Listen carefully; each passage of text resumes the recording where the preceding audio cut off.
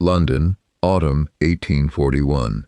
Duke Nathaniel Ashcombe placed the letter before his wife and demanded that she confess before the last of his guests left the dining hall. When Helena refused, he accused her of forging his private seal to interfere with a parliamentary inquiry. He then ordered her confined to her apartments until a carriage could take her away from London. The letter trembled once between Helena's fingers, not from guilt, but from the force with which Nathaniel had thrust it into her hands. Around the long mahogany table sat 12 men whose support he had courted for months, several peers, 2 members of the Commons, 3 naval contractors, and Lord Adrian Blackwood, the influential patron who had promised Nathaniel a junior position in the government. None of them looked directly at Helena.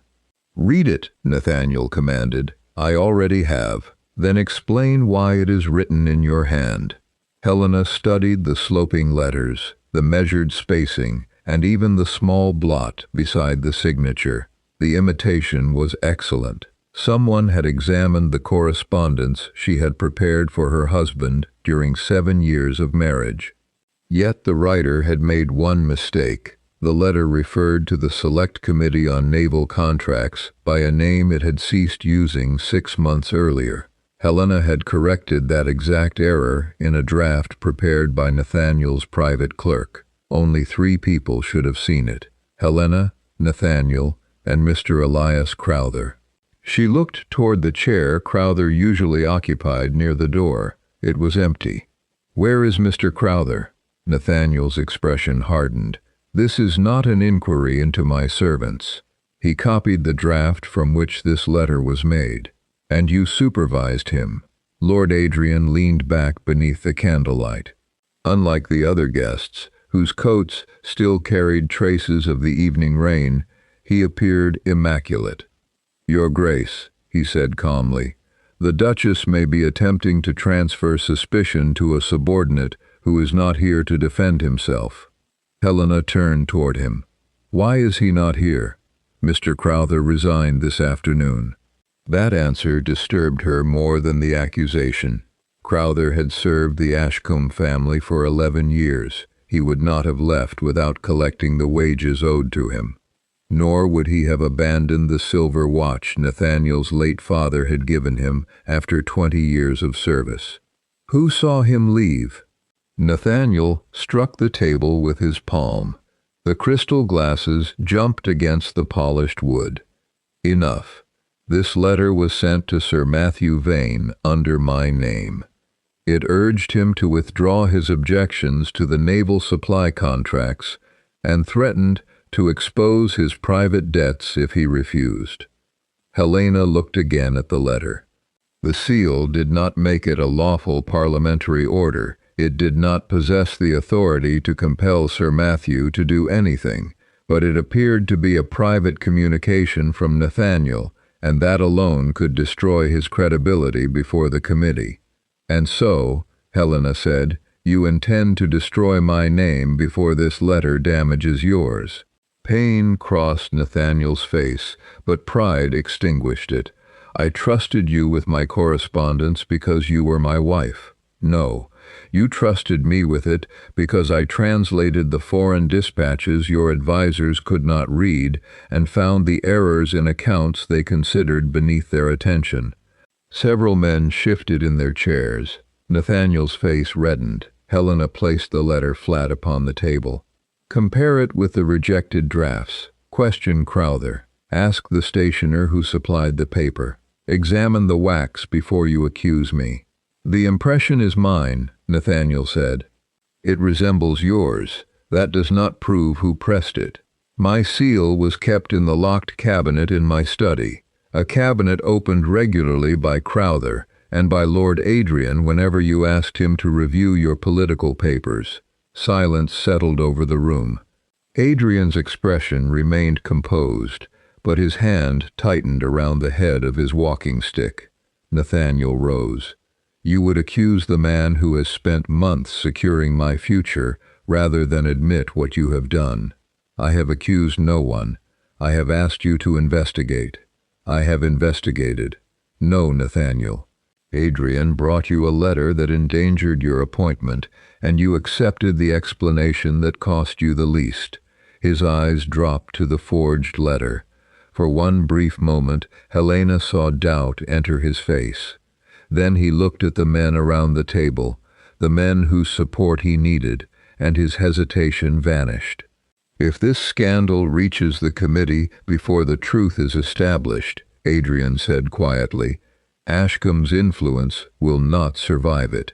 Helena looked directly at Nathaniel. If you send me away tonight, the truth will be whatever Lord Adrian chooses to tell in my absence. Nathaniel stared at her, but when he spoke, his voice was cold and formal. The Duchess will remain in her apartments. Her writing desk and political correspondence will be secured. Tomorrow morning, she will leave London for the Dower House at Belgrave while this matter is examined. Helena felt the judgment close around her. Belgrave lay many miles from London. Nathaniel's steward controlled her allowance, and her most important papers remained inside Ashcombe House.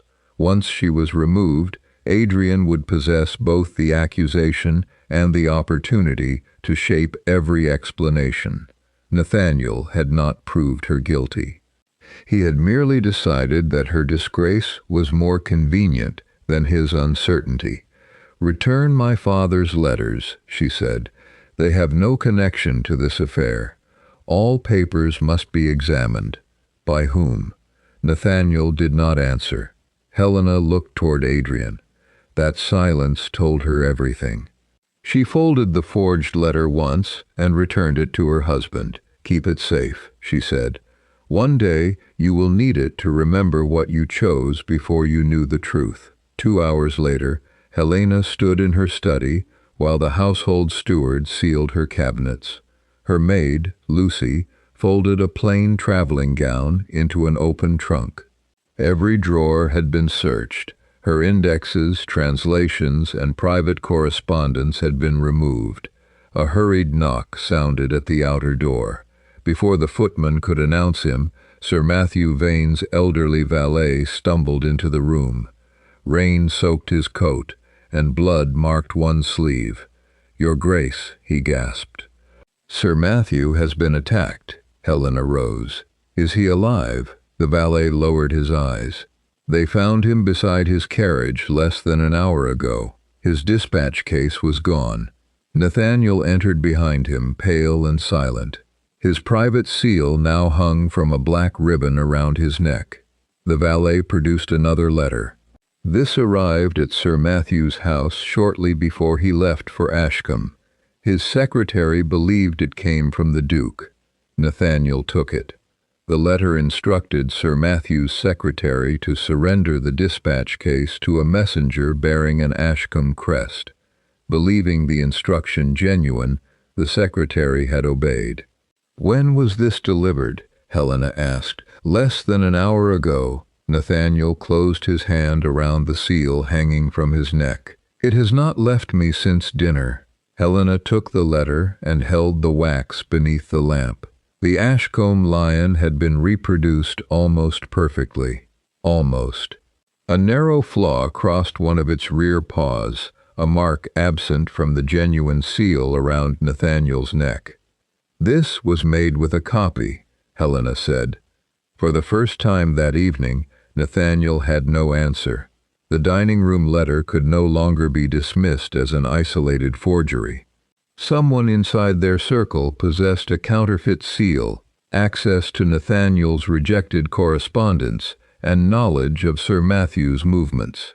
Helena looked toward Crowther's empty desk.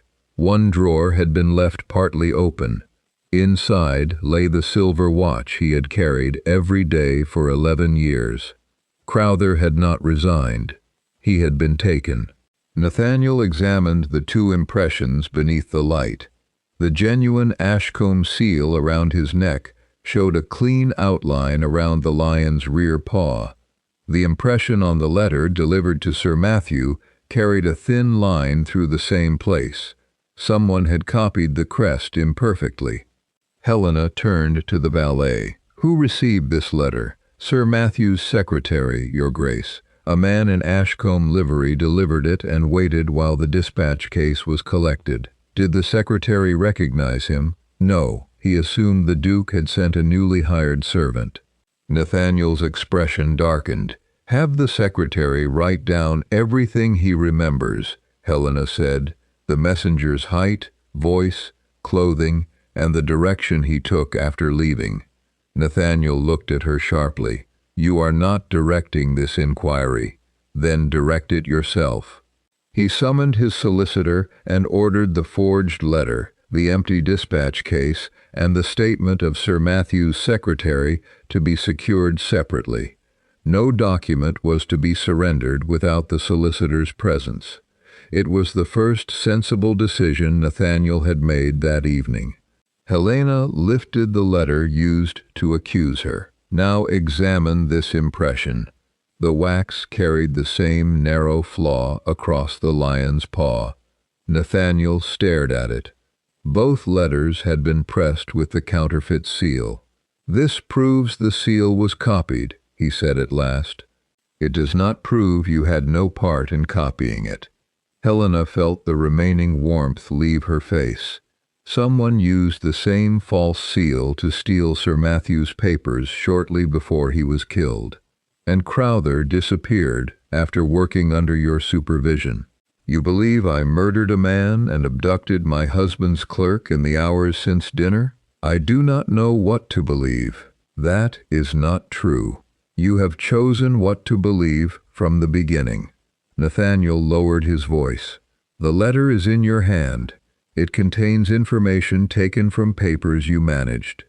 Until Crowther is found, I cannot ignore that. Nor can you ignore that Lord Adrian had access to the same cabinet and brought you the accusation that removed me from your correspondence. Adrian was in this house when Sir Matthew was attacked. So were you. That does not prove either of you innocent." Nathaniel looked toward the open study door. Several servants had gathered in the corridor, listening despite their efforts to appear occupied. By morning, every drawing-room in London would know that the Duchess of Ashcombe had been accused of forging her husband's letters.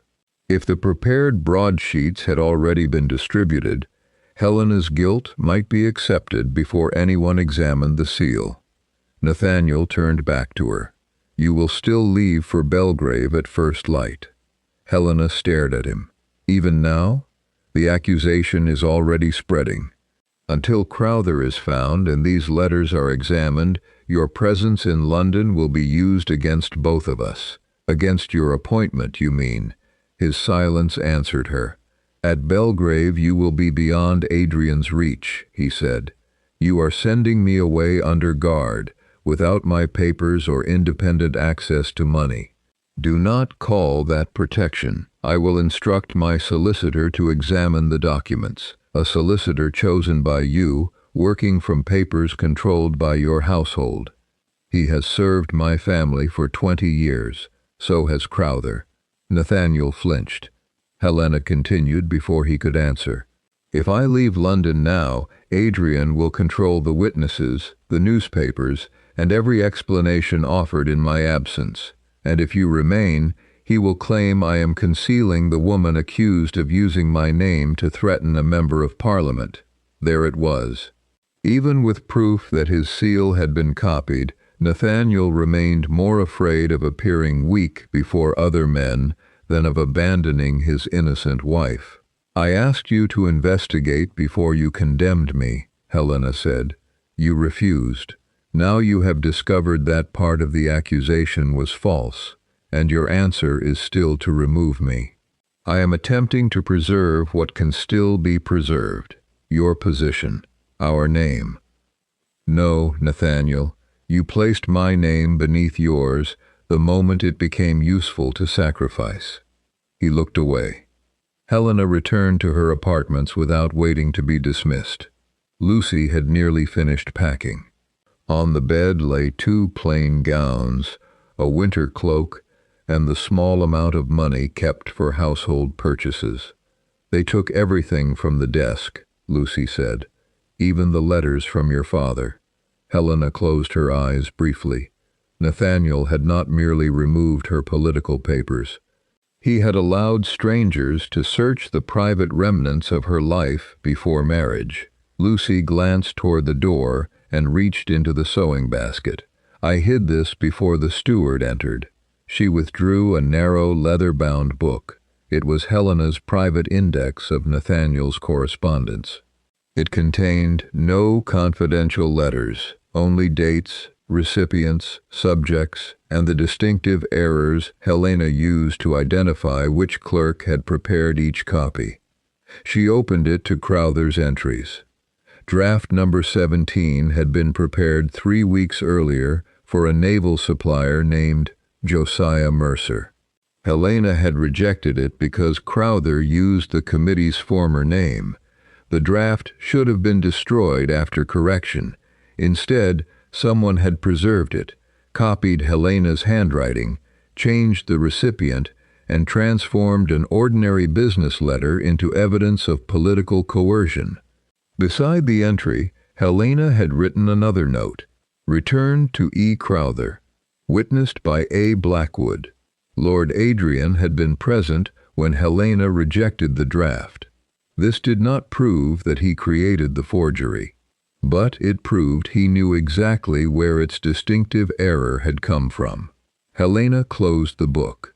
"Do not let anyone see this," she told Lucy. Near dawn, they were escorted through the servants' entrance. Nathaniel did not come to say farewell.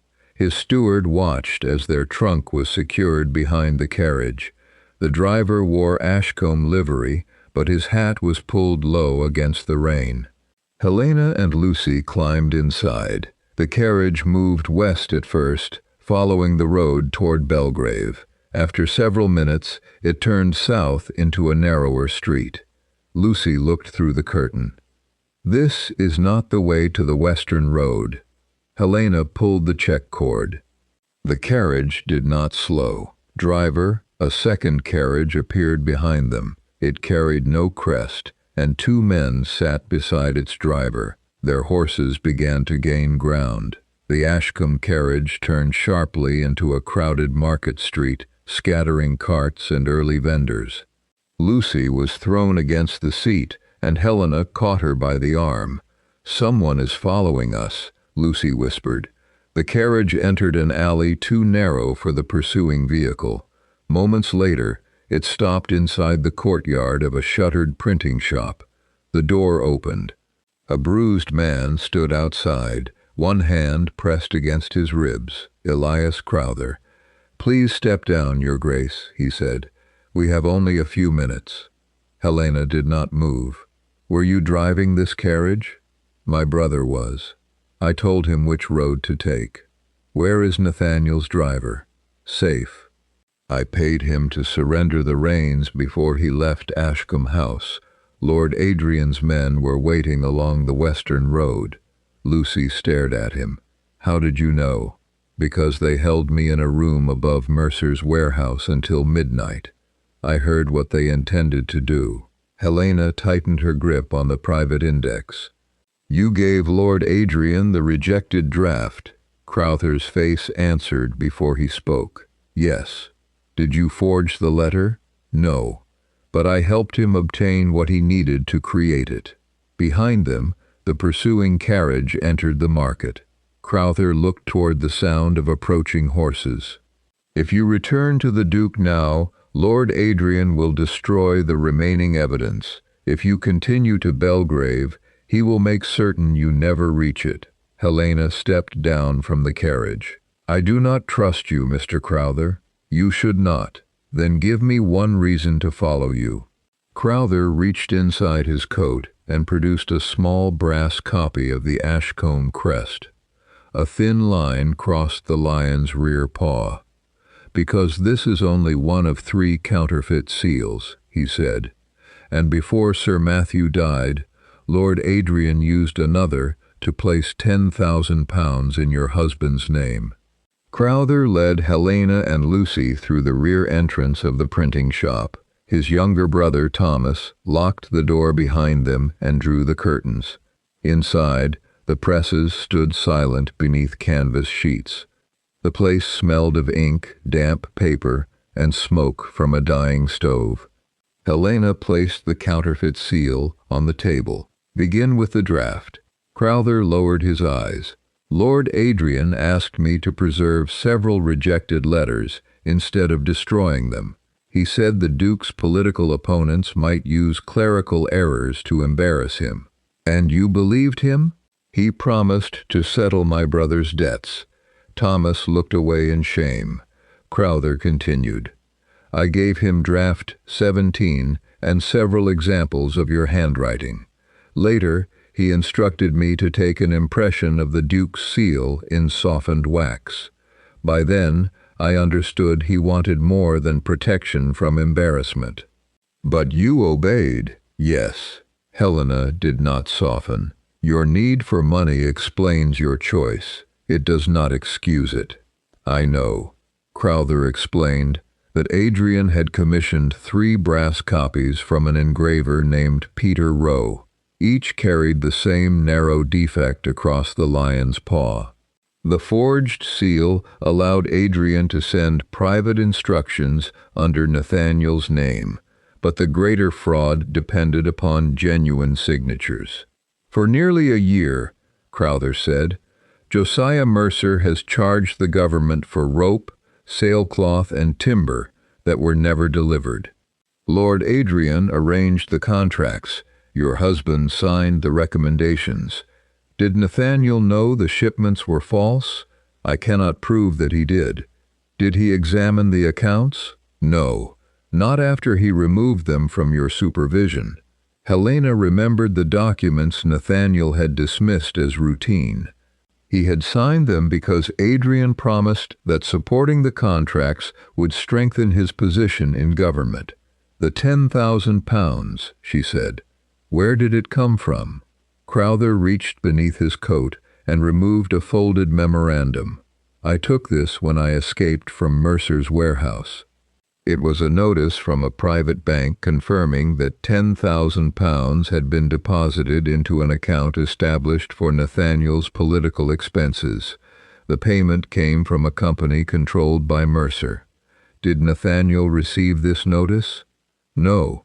Lord Adrian intercepted it. He told the Duke the money came from several private supporters who wished to remain unnamed, and Nathaniel accepted that explanation. Yes.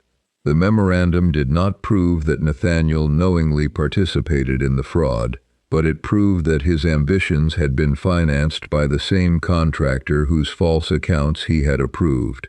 Helena folded the paper. Why was Sir Matthew killed? He had compared the government payments with the naval storehouse records. He discovered that entire shipments existed only on paper. Yesterday, he told Adrian that he would bring the evidence before the committee. So Adrian stole his dispatch case. Crowther nodded. "I tried to warn Sir Matthew after realizing the letter against you was already prepared. Adrian's men found me first. They held me at Mercer's warehouse and demanded that I sign a statement naming you as the forger. Did you sign it?" "No. I escaped before midnight." A carriage stopped outside the printing shop. Thomas moved to the window and looked through a narrow gap in the curtain. "3 men," he whispered. "One is watching the alley." Crowther extinguished the nearest lamp. They followed the carriage. Helena concealed the bank memorandum inside her dress. "What evidence remains?" "Mercer keeps the original contract ledger," Crowther said. "It records every false charge and every payment divided among Adrian's associates. Where is it?" "It was kept at the Deptford warehouse, but Adrian ordered it moved after Sir Matthew began asking questions. I do not know where it is now." A fist struck the front door. "Open in the name of the owner." Thomas led them behind the presses toward a narrow passage used to deliver paper from the adjoining lane. Crowther hesitated. If I run, Adrian will say I forged everything and fled with you.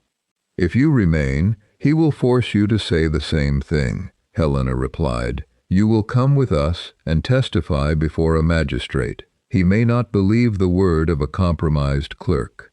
Then we will bring him documents he cannot ignore. The men outside struck the door again. Wood splintered near the lock. Thomas opened the passage. Helena stopped before entering. Come with us. My wife and children are upstairs, Thomas said. I cannot abandon them. I will tell the men you forced my brother into the carriage, and continued toward Belgrave. Crowther gripped his brother's shoulder, then followed Helena and Lucy into the passage. They emerged in a narrow lane behind the shop and disappeared among the early market carts. As they reached the river stairs, Crowther looked back. Smoke had begun to rise from the printing shop. They are burning it, Lucy said. Helena watched the black smoke spread above the rooftops. Adrian was no longer merely hiding evidence. He was destroying anyone who might contradict him. She turned to Crowther. You said Nathaniel's genuine signatures made the fraud possible. They did. Then we returned to Ashcombe House. Crowther stared at her. The Duke ordered you out of London. My husband has spent months refusing to read what he signed. Now he will read every line. Helena touched the hidden bank memorandum. And this time, he will learn who paid for the future he chose over me. Helena returned to Ashcombe House shortly before noon. Nathaniel was waiting in his study with the family solicitor.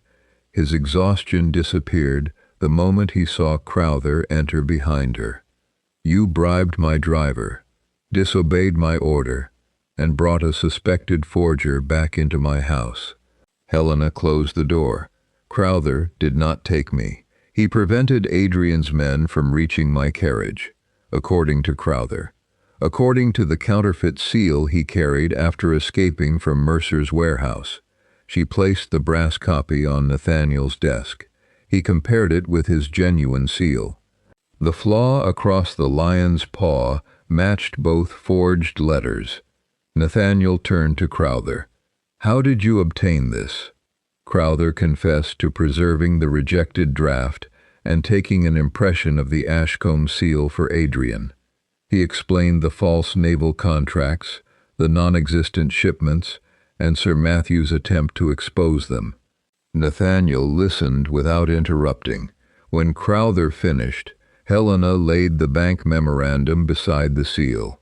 £10,000 from a company controlled by Josiah Mercer was deposited into your political account. Nathaniel read it twice. I knew about the payment. Helena had expected denial. His admission was worse. Adrian told me it came from private supporters, he continued, men who did not want their names connected to my appointment. And you accepted that? Such contributions are not unusual. Unexplained money from a contractor whose recommendations you signed should have been. Nathaniel's solicitor examined the memorandum.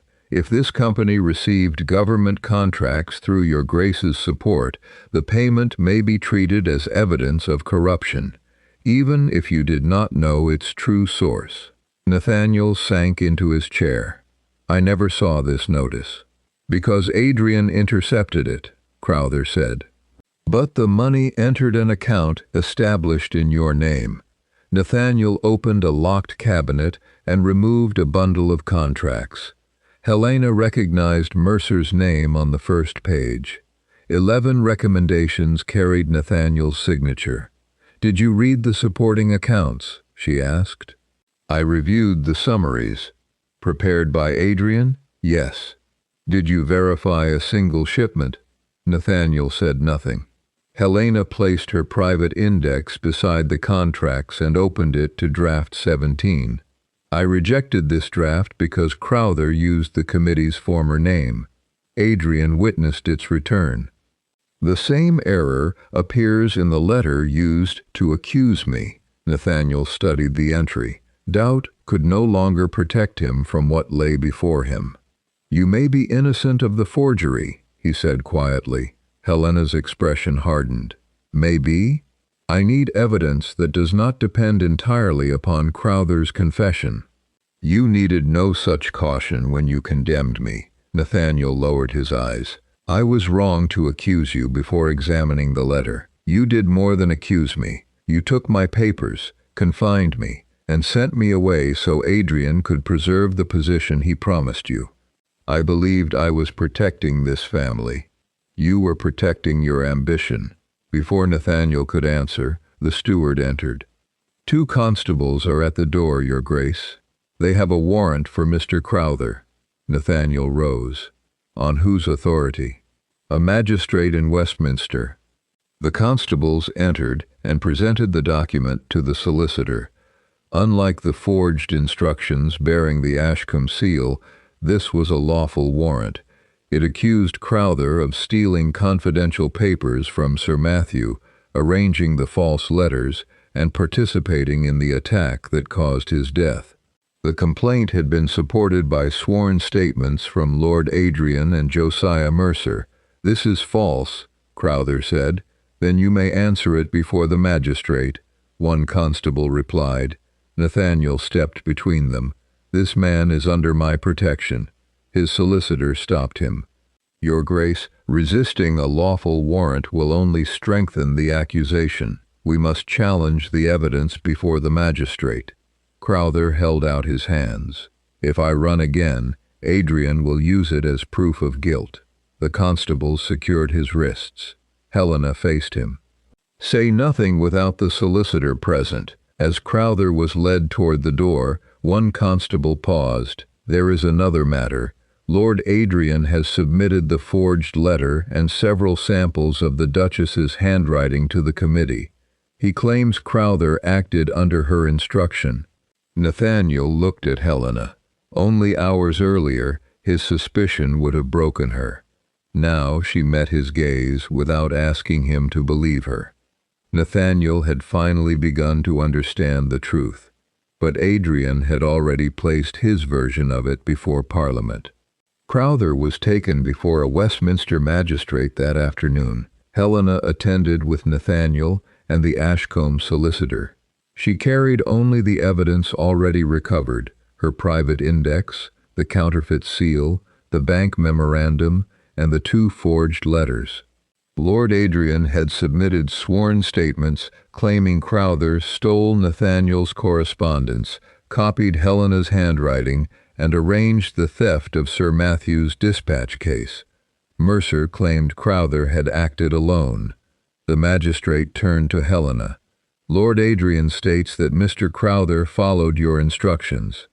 "Then ask him how Crowther obtained a draft Lord Adrian personally witnessed me reject."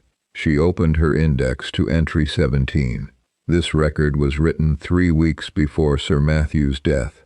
It identifies the original recipient, the error in the committee's name, and the 2 men present when I returned it for correction. The magistrate compared the entry with the forged letter. Nathaniel then placed his genuine seal beside the brass copy. "The false impression was used on 2 letters," he said. "One accused my wife. The other removed Sir Matthew's papers shortly before he was killed." "Could Mr. Crowther have made the copy?"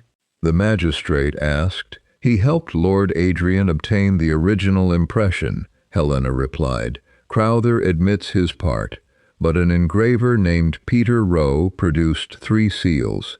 His workshop records can identify who paid for them." The magistrate studied the bank memorandum next. It connected Mercer's company to £10,000 deposited into Nathaniel's political account. "Did you accept this money?" he asked. Nathaniel hesitated. "Yes, I was told it came from private supporters. I did not ask for their names." "And you signed Mercer's contract recommendations?" "Yes." "After examining the accounts?" Nathaniel looked toward Helena. "No. The admission cost him more than any defense could have saved. The magistrate did not release Crowther. The accusation connected him to stolen government papers and the death of a member of Parliament, and his earlier flight made immediate release unlikely. However, the contradictory documents were too serious to ignore. Crowther was ordered to remain in custody until a formal examination the following morning. The magistrate also directed that he be held separately from any prisoner or officer connected to Mercer. Lord Adrian and Mr. Mercer will be required to appear, he said. If Peter Rowe possesses records concerning these seals, they must be secured. Outside the magistrate's office, Nathaniel faced Helena. You were right about the letter. I was right when you ordered me from your house. I know. No. You know only because the evidence has become too heavy to dismiss. He accepted the rebuke. I will publicly withdraw the accusation. Not yet. If Adrian believes you have turned against him, Rowe may disappear before we reach him. Nathaniel understood. For the first time, he followed her judgment without argument. The solicitor located Rowe's workshop through the engraver's trade directory. A constable accompanied him there, while Helena and Nathaniel waited at the magistrate's office. He returned near sunset with a frightened apprentice. The boy said 2 men had entered the workshop the previous night. They seized Rowe's commission book, forced him into a carriage, and warned the apprentice not to speak. Did you recognize either man? Helena asked. No, Your Grace, but their carriage carried crates marked with a supplier's name. What name? Mercer and Company. Adrian's sworn statement claimed Mercer barely knew Crowther and had no connection to the counterfeit seals. Now Mercer's own men had taken the engraver, who could disprove them both. The apprentice reached inside his coat. I saved this before they burned the loose papers. He handed the solicitor a torn receipt. Most of the writing was missing, but the surviving lines recorded an advance payment for 3 brass impressions. The receipt did not name Adrian. It named the man who had collected them, Josiah Mercer. The apprentice repeated his statement under oath.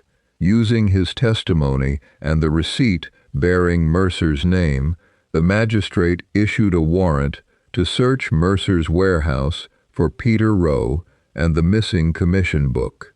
Nathaniel placed the 11 signed contract recommendations before him. These were kept in my study, he said. Take them as well. His solicitor looked uneasy. Your Grace, those signatures may be used against you. They should be. I signed them. Helena watched Nathaniel surrender the papers without asking how the decision might affect his appointment. It was the first action he had taken that did not place his ambition first. It did not earn forgiveness, but it mattered. Constables searched Mercer's warehouse that evening. Helena, Nathaniel, and the solicitor waited outside while the officers entered through the main doors. The lower floor contained government-marked crates that were almost empty. In a locked counting room upstairs, the officers found Peter Rowe bound to a chair. He was frightened and bruised, but alive. Before the magistrate, Rowe identified the counterfeit seal. Mr. Mercer paid me, he said, but Lord Adrian gave the instructions. He provided the wax impression and demanded 3 copies. Did you know how they would be used? The magistrate asked. Not at first. When I learned a forged Ashcombe letter had reached Sir Matthew, I threatened to speak. Mercer's men took me before I could leave London. The officers had not recovered Rowe's commission book, nor had they found Mercer. However, the warehouse contained dozens of crates listed as full shipments of naval rope and sailcloth. Most held only scraps weighted with stones. The false contracts were no longer merely Crowther's accusation. They were physical evidence of fraud. Nathaniel examined one of the empty crates. My signature released payment for this. Yes, Helena said. I believed Adrian when he said the inspections had been completed. You believed him because he told you what you wanted to hear. Nathaniel did not defend himself. I condemned you for questioning the same accounts I refused to examine." Helena met his eyes. "You did not lose my trust because Adrian deceived you. You lost it because you punished me for making deception difficult."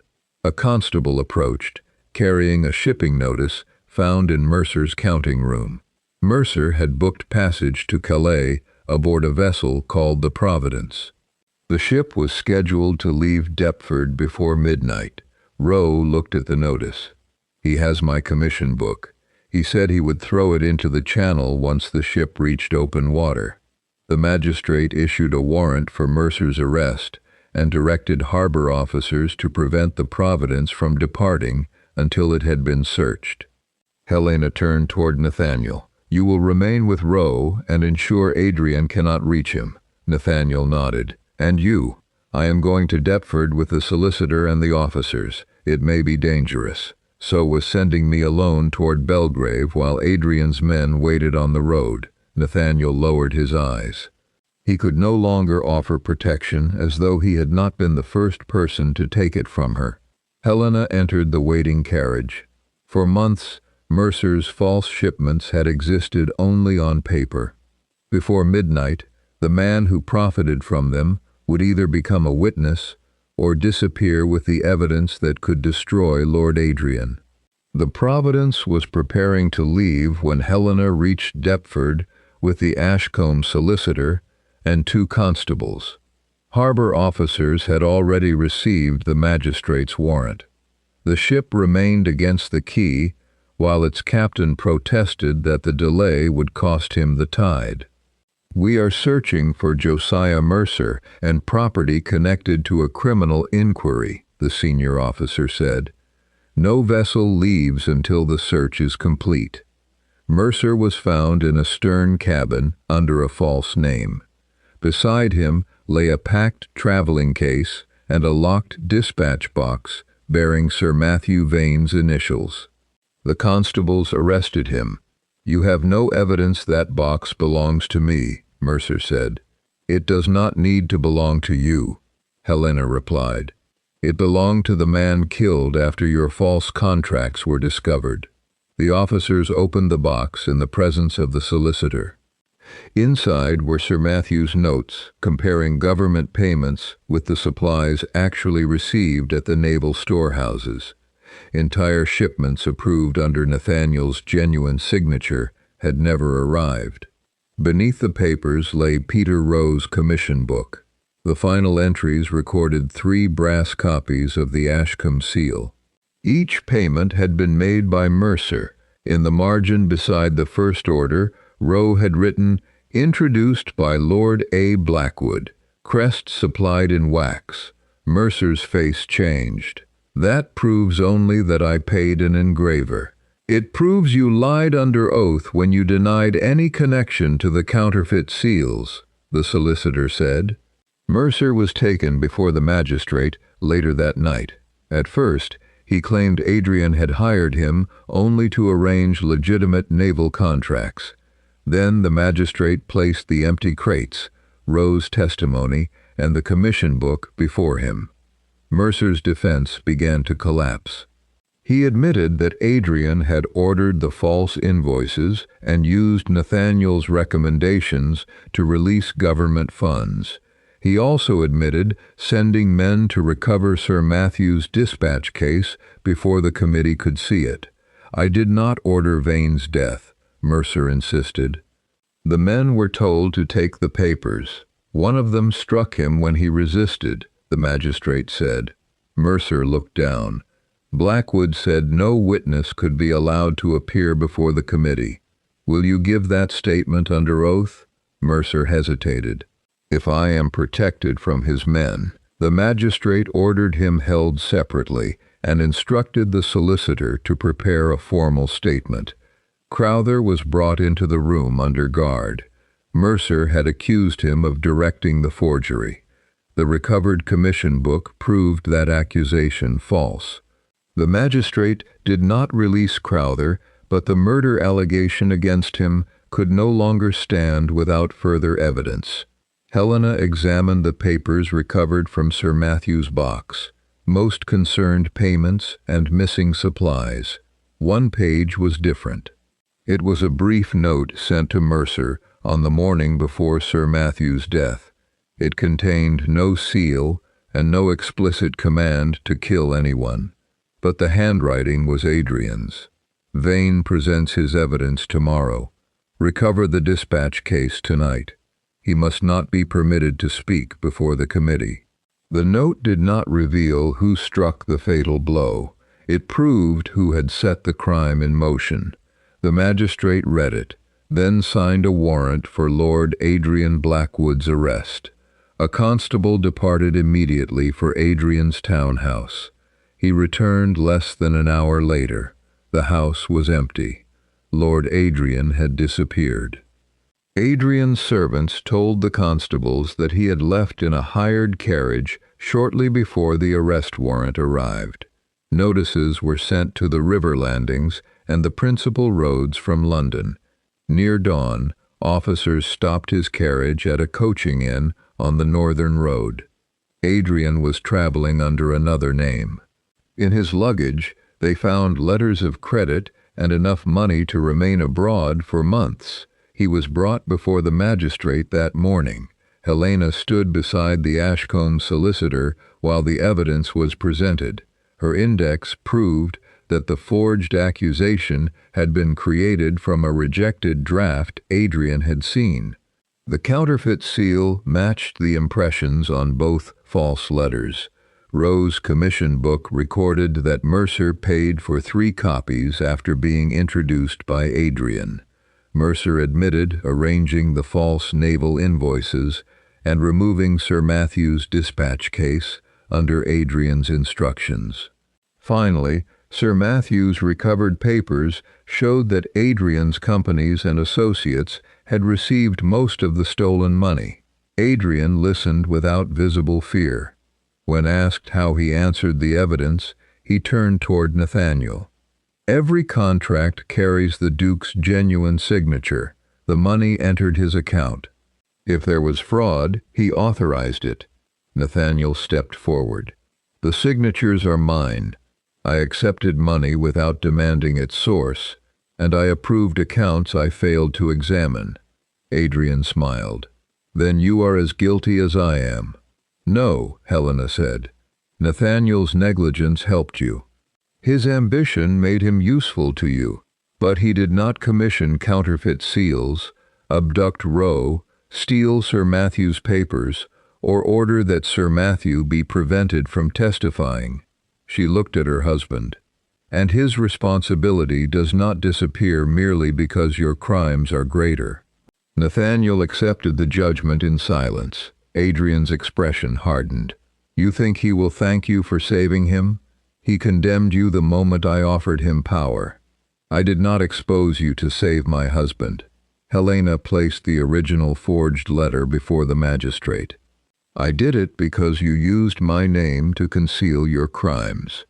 The magistrate ordered Adrian and Mercer held for further proceedings concerning fraud, forgery, unlawful imprisonment, and their role in Sir Matthew's death. Rowe's testimony and the recovered papers were secured for the prosecution. Crowther remained answerable for helping Adrian obtain the rejected drafts and the original seal impression, but the false murder accusation against him was withdrawn, and he was treated as a cooperating witness. The criminal inquiry was no longer Helena's burden. The parliamentary consequences were only beginning. Before leaving, the Ashcombe solicitor handed Helena and Nathaniel 2 formal notices. The select committee would sit the following morning to examine the false naval contracts. Helena had been summoned to explain the forged correspondence and the records she had kept. Nathaniel had been summoned to explain 11 genuine signatures and £10,000 accepted in his name. For the first time, they would enter the same room without standing as husband and wife against a common enemy. Helena would enter to reclaim her name. Nathaniel would enter to answer for what his ambition had cost. The select committee met the following morning at Westminster. Helena waited outside until the chairman called her name. She entered alone, took the chair provided for witnesses, and placed her private index beside the forged letters. She explained how she had supervised Nathaniel's correspondence, rejected Draft 17, and recorded the obsolete committee name that later appeared in the accusation against her. Rowe's commission book and the counterfeit seal supported her account. Sir Matthew's recovered papers showed how the same deception had concealed payments for naval supplies that never arrived. "Did you authorize any letter threatening Sir Matthew Vane?" the chairman asked. "No." "Did you instruct Mr. Crowther to copy the Ashcombe seal?" "No." "He helped Lord Adrian obtain the impression without my knowledge." "Why, then, were you accused?" "Because I had questioned Mercer's accounts before my husband removed them from my supervision. Lord Adrian needed my work discredited before the fraud was examined. Helena was dismissed after her evidence had been recorded." Nathaniel entered next. The chairman placed the 11 contract recommendations before him. "Are these your signatures?" "They are." "Did you verify the goods had been delivered?" "No." "Did you accept £10,000 from a company connected to Mercer?" "The money entered an account established in my name. I was told it came from private supporters, and I chose not to ask who they were." "Why?" "Because Lord Adrian had promised me a government appointment, and I did not wish to question anything that might endanger it." The room fell silent. Nathaniel continued before anyone could excuse him. "When my wife identified irregularities, I treated her judgment as an insult to my authority. When Adrian produced a forged letter, I accused her publicly, seized her papers, confined her, and ordered her from London." "Did Lord Adrian compel you to take those actions?" "No. They were my choices." The committee did not decide the criminal charges against Adrian and Mercer. That evidence was formally referred for prosecution. Its preliminary finding concerned the public money released through the false contracts. Nathaniel had not been shown to have designed the fraud, but his unexplained acceptance of money and repeated failure to examine the accounts made him unfit for the appointment he had sought. Nathaniel withdrew his candidacy before the committee could recommend his exclusion. He also offered property not bound to the Ashcombe inheritance as security toward repaying the public funds released under his signatures. The exact amount would be determined after the accounts were audited. Outside the committee room, he found Helena waiting with Lucy. "The accusation against you will be corrected in the committee's report," he said. "I will also withdraw it publicly before every man who heard me make it. You should. I have instructed the solicitor to return your personal papers today. They should never have been taken." "I know." Helena looked at him steadily. Nathaniel had finally told the truth when lying might have protected what remained of his career. But honesty after exposure could not restore the safety he had deliberately destroyed. "Will you return to Ashcombe House?" he asked. "No." The answer struck him, though he had expected it. "Where will you go?" "My solicitor has arranged temporary rooms while the trustees examine my marriage settlement and Belgrave income." "Helena," she stopped him, "you may repay the money, you may restore my papers and correct the accusation." "Those things are obligations, Nathaniel. They are not a path back to me."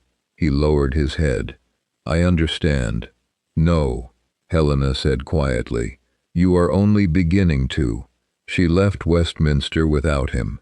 Behind her, Nathaniel stood holding the committee notice that ended the future for which he had sacrificed his wife. 1 week later, Nathaniel assembled the surviving dinner guests in the same room where he had demanded Helena's confession. Representatives from the newspapers that reported the accusation were also present. Helena stood at the opposite end of the table, while Nathaniel placed the forged letter before them.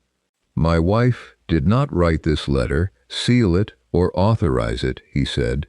I accused her without properly examining the evidence because Lord Adrian offered me political advancement, while she offered me a truth I did not wish to hear. He named every action plainly.